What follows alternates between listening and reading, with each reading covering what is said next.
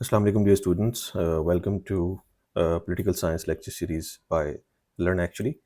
Today we are going to study about an important Muslim philosopher named Imam Ghazali. اور یہ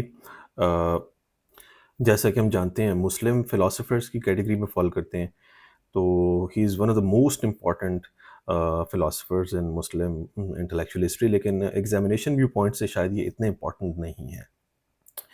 تو ان کا جو کویسچن ہے وہ سی ایس ایس اور پی ایم ایس فلاسفی کے ایگزامس میں تو کافی ڈیپتھ میں ویلیویٹ کروایا ہوتا ہے، جبکہ جو پولیٹیکل سائنس میں ان کی جو تھیوری آف امامت ہے دیٹس پریٹی سمپل اور الماوردی سے کافی ملتی جلتی ہے. تو Al Mawardi is more important as compare to Imam Ghazali, لیکن نان دا لیس ہم ان کو بھی کور کریں گے بیکاز اگر ان کا کویشچن آتا ہے تو that would be the easiest 20 marks we could ever wish for.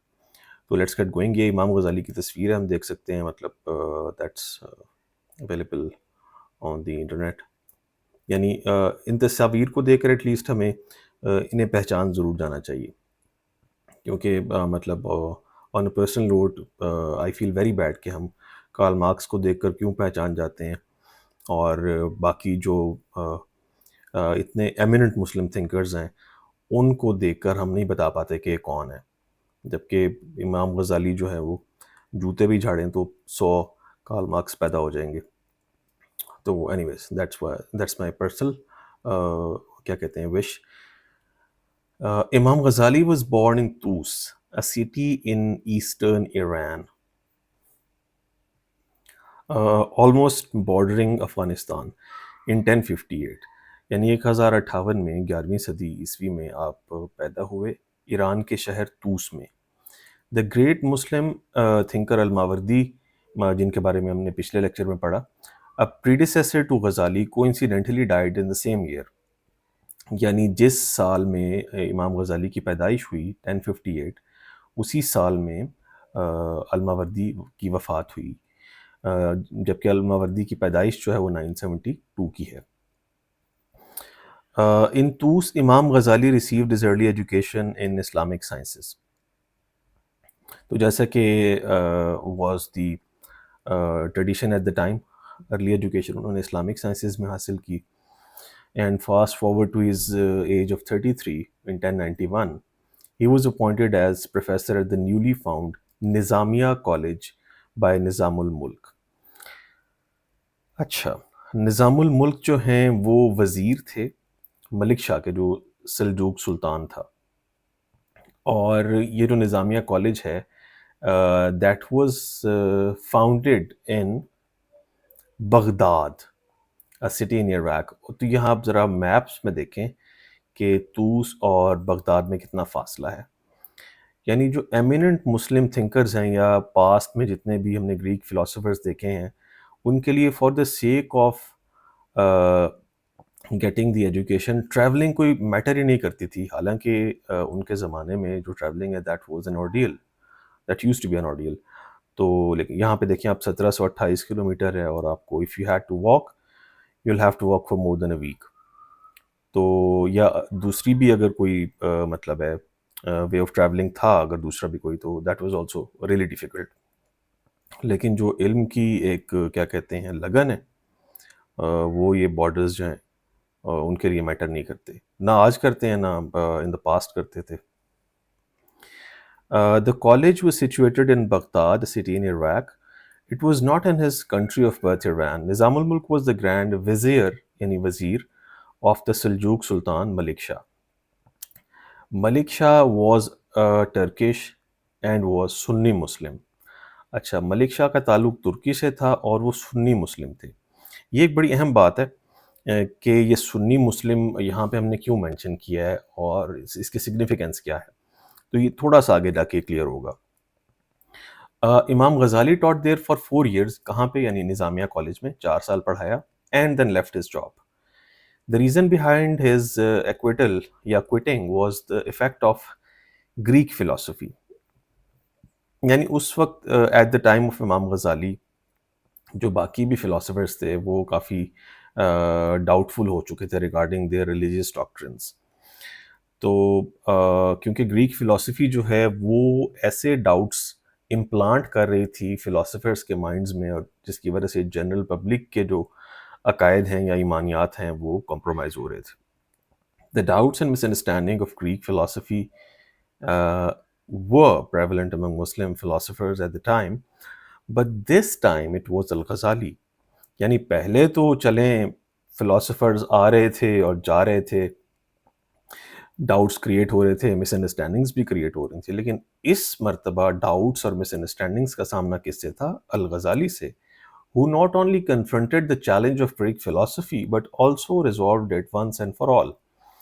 یعنی انہوں نے جو گریک فلاسفی کے اثرات تھے ہمارے علم الکلام پہ، ان کو نہ صرف ایڈریس کیا بلکہ وہ مسائل جو گریک فلاسفی مبینہ طور پر پیدا کر رہی تھی اور دین کے اوپر جو اس کے اعتراضات تھے ان کو انہوں نے once and for all resolve بھی کر دیا.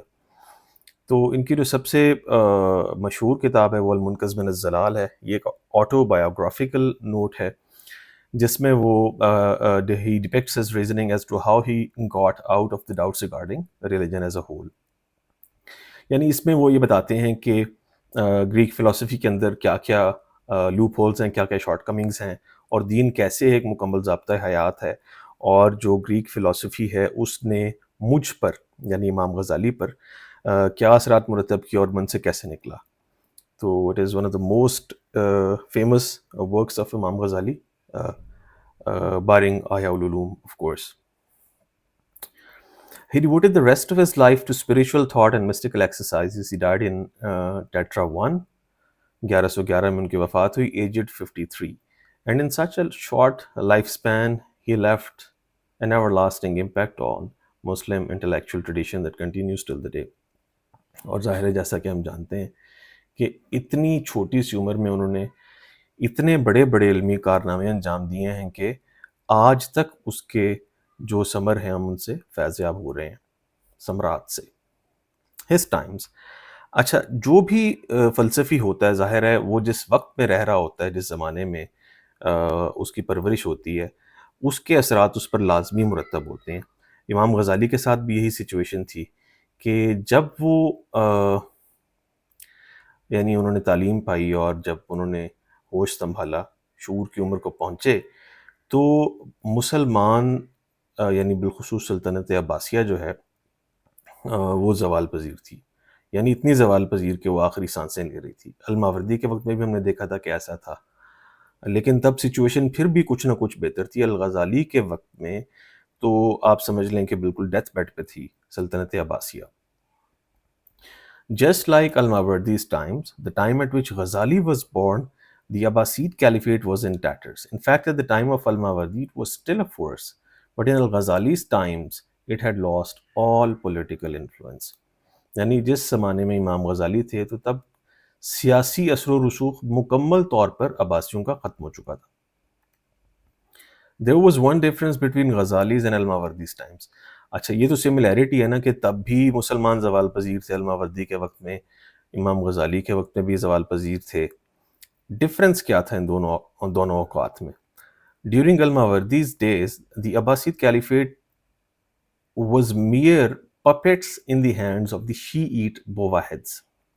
تو ہم نے دیکھا تھا کہ شیعہ بوواہد جو ہیں ان کے ہاتھوں میں وہ کٹ پتلی بنی ہوئی تھی سلطنت عباسیہ جب الماوردی کا زمانہ تھا. لیکن امام غزالی کے وقت میں کیا ہوا کہ جو سنی سلجوق ہیں، یعنی جس کا ہم نے یہاں پہ آپ نے نوٹ کیا ہوگا کہ ملک شاہ جو سنی سلجوق تھے اور ٹرکش تھے، وہ بہت زیادہ رسپیکٹ دیتے تھے خلیفہ کو.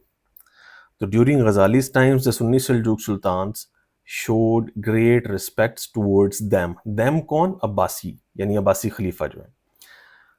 اس کے باوجود still the caliphate was now only a religious spiritual office without any political influence.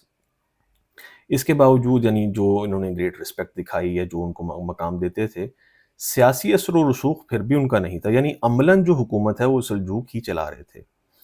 Importantly, the Seljuk Sultans were the real rulers of the eastern regions of the Muslim world. Now let's witness the genius of Ghazali. اچھا اس situation میں یعنی امام غزالی سمیت جو جتنے بھی مسلم thinkers ہیں جو ہماری دینی روایت کو اون کرتے ہیں، ان کے مطابق جو خلافت ہے وہ ایک ایسا انسٹیٹیوشن ہے جو کہ ناگزیر ہے، یعنی اٹ از ناٹ آپشنل. پہلی بات یہ کہ خلیفہ کا ہونا یا نہ ہونا آپشنل نہیں بلکہ مینڈیٹری ہے. پھر یہ کہ یہ شریعت کا تقاضا ہے، نہ کہ یہ کوئی اجتہادی فیصلہ ہے. تیسری بات یہ کہ دنیا میں ایک وقت میں ایک ہی خلیفہ ہو سکتا ہے، یعنی یہ وہ باتیں ہیں جن پہ تمام مسلم اسکالرس کا اجماع ہے، یعنی ٹریڈیشنل مسلم اسکالرس. جو خود ساختہ اسکالرز ہیں وہ تو مطلب کچھ بھی کہہ سکتے ہیں، جیسے غلام احمد پرویز ہے یا عبداللہ چکڑالوی ہے، جو بھی ماڈرنسٹ انکلوڈنگ سر سید یا آج کل کے دور میں غامدی صاحب وغیرہ. لیکن جو ہمارے ٹریڈیشنل اسکالرز ہیں، روایتی اسکالرز، وہ اس کو اون کرتے ہیں کہ خلافت ایک ایسا انسٹیٹیوشن ہے جو ہر حال میں قائم و دائم رہنا چاہیے. اب امام غزالی کی آپ ذہانت اور فطانت دیکھیے کہ وہ جانتے تھے کہ یہ عملاً ناممکن ہے کہ ہم سلجوقوں کو ہٹا کر عباسیوں کو واپس لے آئیں اور خلافت اپنی پوری شان و شوکت کے ساتھ بحال ہو جائے. تو امام غزالی نے کیا کیا؟ ریکگنائزنگ دا سلجوکس سپریمیسی، پہلے تو انہوں نے حقیقت کو تسلیم کیا کہ سلجوکس جو ہیں وہ طاقتور ہیں. ہی ڈکلیئرڈ دا سلطانیت یعنی سلجوک سلطانیت اور the power of the sultan as the protector as well as the defender of the caliphate. تو وہ ظاہر ہے کہ اب جو خلیفہ جو نامزد ہو چکا ہے اس کو معزول کرنے کے بھی کچھ طریقے ہوتے ہیں، اور ظاہر ہے سلجوکس تو انہیں معزول کرنا ہی نہیں چاہتے تھے بلکہ وہ تو چاہتے تھے کہ وہ جس حد تک بھی ہو سکے ان کی خدمت کریں. تو امام غزالی نے یہ کیا کہ طاقت سلجوکوں کے پاس ہے، تو انہوں نے کہا کہ آپ اس ادارے کے نا محافظ ہیں، یعنی آپ کو یہ اعزاز حاصل ہے کہ آپ جو یہ ادارہ ہے خلافت کا، انسٹیٹیوشن آف کیلیفیٹ، اس کو نہ صرف ڈیفینڈ کریں گے بلکہ پروٹیکٹ بھی کریں گے. This is because Ghazali considered the institution of خلافت an essential institution for the unity of Muslim around the world. جیسے کہ ہم ڈسکس کر چکے ہیں کہ وہ اس کو اسینشیل سمجھتے تھے. یعنی reason unity of Muslims around the world یہ ایک ریزن نہیں ہے، مطلب اصل ریزن تو یہ ہے نا کہ یہ حکم ربی تھا یا اللہ کے نبی کے بعد رائٹلی گائیڈڈ کیلفس نے اس کو ضروری سمجھا تھا جو کہ دین کو سب سے بہتر سمجھتے تھے. Moreover, the challenge of the Shia rulers of Egypt, the Fatimids, was still a threat to the Abbasid Caliphate. اچھا عباسی آخری سانسیں تو لے رہے تھے، ڈیتھ بیڈ پہ تھے، لیکن وہ صرف سلجوکس کا مسئلہ نہیں تھا. شیعہ رولرز جو تھے ایجپٹ میں وہ بھی ایک خطرہ تھے، جو فاطمیدز تھے، یعنی اور وہ still a threat to the Abbasid Caliphate. Above all، اس کے علاوہ بھی مسائل تھے. A new danger had appeared at the very heartland of Islam، فلسطین اور سیریا میں. وہاں پہ کیا تھا؟ جو کروسیڈرز تھے یعنی صلیبی جنگجو تھے، انہوں نے تباہی مچا رکھی تھی. The incursion of the Western European Crusaders, the Christian warriors had established the kingdom of Jerusalem and threatened to advance onto the Muslim lands. اور وہ مزید خطرہ پیدا کر رہے تھے کہ اپنی ایکسپینشنسٹ جو ٹینڈنسیز ہیں اس کے نرغے میں وہ عباسیوں کو بھی لے آئیں. Such was the condition when Imam Ghazali expounded the theory of caliphate. اور یہ یعنی اس سیاق و سباق کو ہم مد نظر رکھیں گے تو ہمیں امام غزالی کے استدلال کی سمجھ آئے گی کہ انہوں نے کن بنیادوں پر اپنا نظریہ پیش کیا. اچھا امام غزالی کے تھیوری آف کیلیفیٹ ہے کیا؟ Theory of caliphate, Ghazali's political thought is combination of both Islamic and ancient Persian sources. اچھا جو اسکالرز ہیں جنہوں نے امام غزالی کے اوپر کام کیا ہے وہ کہتے ہیں کہ ان کی جو تھیوری ہے پولیٹیکل تھاٹ وہ اسلامک اور اینشنٹ پرشین سورسز کا ایک کمبینیشن ہے. ہاؤ؟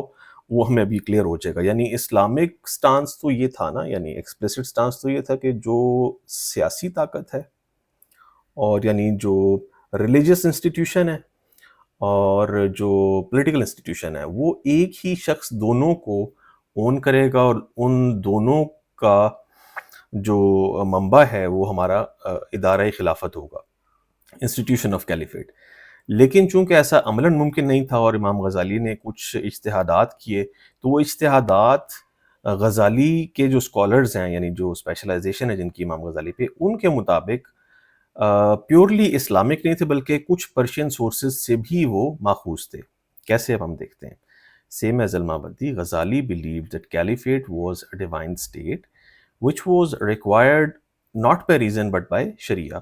تو جیسا کہ ہم پہلے بھی ڈسکس کر چکے ہیں کہ امام غزالی کے مطابق یہ کوئی عقلی ضرورت نہیں تھی کہ اس سے مسلمانوں کو فائدہ ہوگا، اس سے اسلام کی ترویج ہوگی، دنیا میں جو ہے اسلام کا بول بالا ہوگا. یہ نتیجہ ہو یا نہ ہو،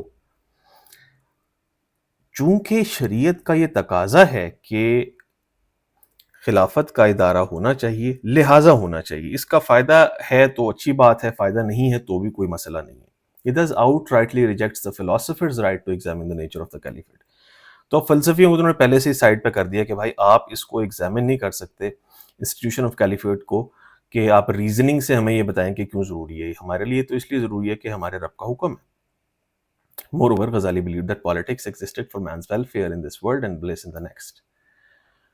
پھر امام غزالی کا یہ بھی ایک ماننا تھا کہ جو سیاست ہے وہ کوئی پیورلی ورلڈلی افیئر نہیں ہے، یعنی وہ انسان کی ویلفیئر اس دنیا میں بھی یقینی بناتی ہے اور آخرت میں بھی، یعنی خلافت کا ادارہ قائم ہوگا تو مسلمان اپنی زندگی ایک مسلمان کی طرح گزار پائیں گے.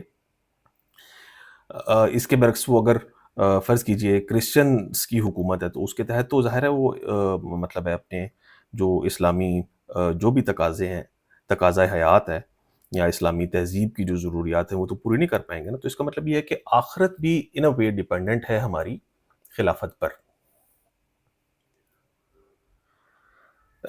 And this is attainable only if the government is rooted in علوم شریعہ and completed by علوم سیاسیہ.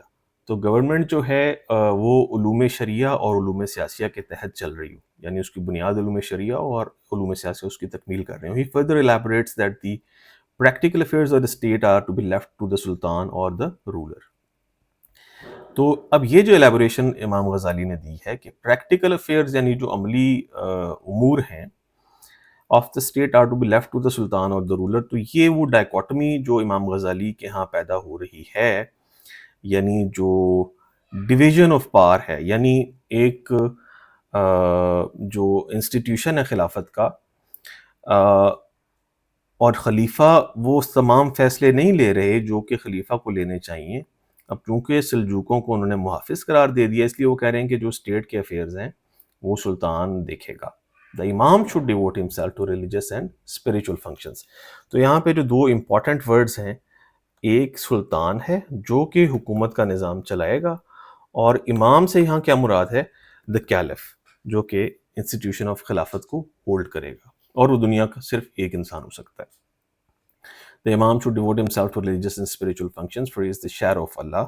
He should therefore be modest, simple and just. تو امام غزالی کہتے ہیں کہ اس کو ایک جو انکسار اس میں ہونا چاہیے، خلیفہ میں اس کو سادگی اختیار کرنی چاہیے، اور جسٹ کا کیا مطلب ہے کہ وہ منصف ہونا چاہیے. غزالی says that the Khalifa should confine himself to religious duties in the strict sense and to concentrate on the study of Sharia and practice the religious virtues of piety, humility, charity and compassion because he was Khalifatullah. اچھا، اب خلیفۃ اللہ کا لفظ یہاں پہ استعمال کیا امام غزالی نے، اس کو ہم ڈسکس کرتے ہیں، لیکن اس سے پہلے ہم دیکھیں کہ وہ کہہ رہے ہیں کہ اس کو شریعت کا مطالعہ کرنا چاہیے، یعنی جو ہمارے خلیفہ وقت ہوں گے علوم شریعہ میں ان کو مہارت ہونی چاہیے. ریلیجیس ورچوز یعنی مثال کے طور پہ پائٹی یعنی نیکی، ہیوملٹی عز و انکسار، چیریٹی اپنی جو بھی آپ کے اثاثے ہیں ان سے خیرات، کمپیشن لوگوں کے لیے دل میں محبت. کیوں یہ ساری خوبیاں ان میں ہونی چاہیے؟ اب ہم کہیں گے یار یہ خوبیاں تو ہر انسان میں ہونی چاہیے. تو یعنی یہ خلیفہ کے لیے ریکوائرڈ کیریکٹر ٹریٹس تھے، یعنی کئی مسلمز ایسے بھی تو ہیں نا جن میں یہ نہیں ہوتی چیزیں، لیکن خلیفہ کے اندر ان کا ہونا لازم ہے کیونکہ وہ خلیفۃ اللہ تھا. اچھا، کچھ جو کرٹکس ہیں وہ کہتے ہیں کہ خلیفۃ اللہ کا جو ورڈ ہے یہ امام غزالی کی انوویشن ہے. اچھا، اردو میں اس کا جو ترجمہ ہے وہ بہت ذرا اسٹرکٹ ہے، تو اس کو انوویشن کو بدعت کہتے ہیں، لیکن ظاہر ہے امام غزالی جو ہیں وہ ہمارے اکابرین میں ان کا شمار ہوتا ہے، تو ہم اس طرح سے ان کے لیے لفظ نہیں استعمال کر سکتے، برت سکتے. اور مطلب ہے اس کے لیے تو ہمیں پہلے سنگھاسن پہ بیٹھنا پڑے گا نا کہ ہم زیادہ جانتے ہیں، اور امام غزالی کے اوپر تبصرہ کرنا کچھ نہ جانتے ہوئے تو مطلب یہ سوء ادب ہے. تو اس کو ہم خیر انوویشن لکھ کے اور اس کے اردو میننگ کو بھلا کے ہم یہ دیکھتے ہیں کہ اسکالرس کہتے کیا ہیں. There is a scholarly debate that proclaims that calling the caliph خلیفۃ اللہ was innovation on the part of Ghazali because the four rightly guided caliphs called themselves خلیفۃ الرسول. تو وہ کہہ رہے ہیں کہ جی جو خلفائے راشدین تھے وہ اپنے آپ کو خلیفۃ الرسول کہتے تھے، نہ کہ خلیفۃ اللہ، یعنی وہ نمائندے تھے نبی صلی اللہ علیہ وسلم کے، یعنی ان کے بہاف پہ انہوں نے مسند خلافت کو قبول کیا. تو یہ ایک مطلب ہے مطلب ورڈز کی ایک ڈفرینس آف اوپینین اس وجہ سے بن جاتا ہے کہ وہ خلیفۃ الرسول ہی انہیں کہنا چاہیے، لیکن خلیفۃ اللہ امام غزالی یہاں پہ کیوں کہہ رہے ہیں اس کی ریزننگ بھی دی جاتی ہے. وہ یہ ہے کہ دنیاوی امور جو چلا رہے ہیں لوگ، جیسے اس کیس میں سلجوکس تھے، سلطان تھے جو جس کو سلطان بنایا گیا ملک شاہ، تو یہ بھی ہمیں معلوم ہونا چاہیے کہ ملک شاہ کی نا ڈیتھ ہو گئی تھی ڈیورنگ دا ٹائمز آف امام غزالی. تو then he left for his home town and eventually passed away there. تو خیر یہ ایک اضافی بات ہے، لیکن یہ کہ امام غزالی نے خلیفۃ اللہ کیوں کہا، کیونکہ وہ جو اسٹیٹس ہے کیلف کا، that was not the same as the rightly guided caliph. Situation had changed, Abbasids were in tatters, the Muslim civilization was in downfall, اور آپس میں ان کی ڈویژنز ہو گئی تھی. تو سلجوکس کو چونکہ دنیاوی ذمہ داریاں سونپی گئیں تو انہوں نے ان کو جو سلطان کا لقب دیا اور پھر وہ خلیفۃ اللہ کہلائے، وہ جو انسٹیٹیوشن آف کیلیفیٹ کو رن کر رہے ہیں. اچھا جی، تو امام غزالی کے مطابق جو ڈیوٹیز ہیں خلیفۃ الرسول کی، یا امام غزالی کے مطابق خلیفۃ اللہ کی، وہ کیا ہیں کہ وہ اجتہاد کر سکتے ہوں. تو اجتہاد کی جو پوزیشن ہے، یعنی مجتہد جو ہے، وہ کیا کوئی بھی شخص ہو سکتا ہے؟ نہیں، وہ قرآن و حدیث کا عالم ہوگا، وہ مسلم ہسٹری سے واقف ہوگا، مسلم ہسٹری میں کن بنیادوں پر اجتہادات کیے گئے ان سے واقف ہوگا، اور پھر کس اسکول آف تھاٹ کو فالو کرنا ہے. یعنی ہمارے جو 4 اسکولز آف تھاٹ ہیں، حنفی، مالکی، شافعی اور حنبلی، تو کن بیسس پر فالو کرنا ہے، اسٹف لائک دیٹ. تو ان چیزوں میں یا ان ڈیسیجنس تک پہنچنے کے لیے ظاہر ہے he should have extensive religious studies. تو اس کا مطلب یہ ہے کہ ان کا عالم دین ہونا ضروری ہے. دوسری بات کا جہاد، یعنی should be brave enough to wage جہاد against the perpetrators of misdeeds, یا جو بھی لوگ ہمارے خلاف تلوار اٹھاتے ہیں. کفایہ جو ہے یہ ایک ٹرم ہے فقہ کی، اور اس کا مطلب کیا ہے؟ کفایت یعنی perform the duties of government and administration. تو یہ بھی ان کی ذمہ داری ہے کہ گورنمنٹ کی اور ایڈمنسٹریشن کی ذمہ داری وہ نبھائیں. پائس یعنی ان کا ایک ذاتی کریکٹر ٹریٹ ہونا چاہیے کہ وہ نیک ہوں، وہ منصف ہوں، جسٹس کرنے والے ہوں. پریکٹس ریلیجیس ورچوز، یہ بھی ایک ذاتی سطح کی خوبی ہے کہ وہ دینی جو بھی نیکیاں ہیں وہ ان پر عمل کرتے ہوں، عمل میں لاتے ہوں، لوگوں کے لیے نمونہ ہوں. میٹ مین آف کیلیبر، اور حکومت چلانے کے لیے وہ یعنی جو ذہین و فتین لوگ ہیں جو دنیاوی امور سے واقفیت رکھتے ہیں، ان سے ملتے رہا کریں، ان کی کاؤنسلز ایک بنائیں اور ان سے استفادہ کریں. اسٹڈی دا شریعہ، تو یہ اجتہاد میں ہم نے اس کو ڈسکس تو کیا، لیکن امام غزالی نے اس کو علیحدہ سے بھی مینشن کیا ہے کہ انہیں شریعت کا باقاعدہ مطالعہ کرتے رہنا چاہیے. ایوائڈ ایروگینس اینڈ پرائڈ، یہ بھی ایک پرسنل میٹر ہے کہ اگر آپ کو اللہ تعالیٰ نے کسی مسند پر براجمان کیا ہے تو اس کا مطلب یہ ہے کہ آپ میں مزید عجز و انکسار پیدا ہو. تو ایوائڈ ایروگینس اینڈ پرائڈ. تو ویسے تو کمپلیٹلی ریلیونٹ ہے، لیکن یہاں پہ مجھے نا ابراہم لنکن کا ایک قول یاد آ رہا ہے کہ nearly all men can stand adversity, یعنی دنیا کے جتنے بھی آدمی ہیں کم و بیش وہ سارے ہی مشکل حالات یا غربت کا مقابلہ کر سکتے ہیں، یا غربت میں یعنی ان کی جو حقیقی شخصیت ہے وہ پھر بھی سامنے نہیں آئے گی. Nearly all men can stand adversity but if you truly want to test a man's character give him power. تو وہ کہتے ہیں کہ انسان کا جو کیریکٹر ہے نا وہ غربت میں نہیں تنگ ہوتا. تو غربت تھوڑے بہت مسائل ہیں، وہ آ گئے چلے گئے، اور وہ آدمی کے کیریکٹر کا لٹمس نہیں بن سکتے. جو لٹمس ہے دیٹ از گیونگ ہم پاور. ان کو آپ پاور دیں اور پھر دیکھیں گے ان کی جو کیریکٹر کی حقیقت ہے وہ تب ہمارے سامنے آئے گی. یعنی اختیار ملنے سے وہ ان کی شخصیت حقیقتاً بے نقاب ہوگی. اچھا، اور last but not the least, check that his juniors perform duties, اور ان کے جو ماتحت ہیں ان پہ چیک رکھیں کہ وہ اپنی جو خدمات ہیں، وہ ذمہ داریاں جو ہیں وہ سر انجام دے رہے ہیں. تو this was a very small lecture I admit on امام غزالی، لیکن دس از واٹ اٹ از. تو خلافت کے اوپر ہی کویشچن آتا ہے امام غزالی پہ پولیٹیکل سائنس کے ایگزام میں، and it is one of the easiest questions. تو let's do a quick revision. امام غزالی طوس میں پیدا ہوئے ایران میں 1058 میں.